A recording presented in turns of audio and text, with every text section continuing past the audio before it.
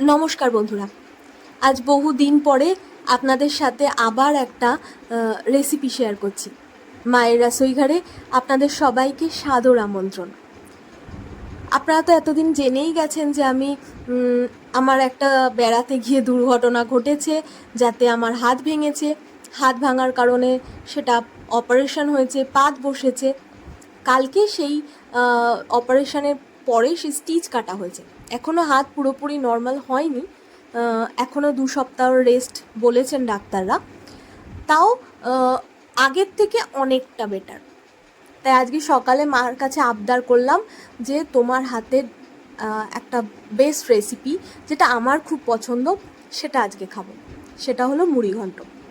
আর যেমনি ভাবা সেমনি কাজ, আপনাদের সাথে আমার মায়ের হাতের বেস্ট রেসিপিটা অনেক দিন পর আবার শেয়ার করছি। মুড়ি ঘন্ট আমরা সবাই খেয়েছি, এক একজনের বাড়িতে না এক এক রকমভাবে হয়, বা এক একটা জায়গায় এক এক রকমভাবে হয়। আমার মা যেভাবে করে মুড়ি ঘন্টটা, আমি সেটাই আপনাদের সাথে শেয়ার করলাম। আর আপনারা তো জানেন, মায়ের হাতের রান্না মানে সবারই নিজের নিজের মায়ের হাতের রান্না হচ্ছে বেস্ট।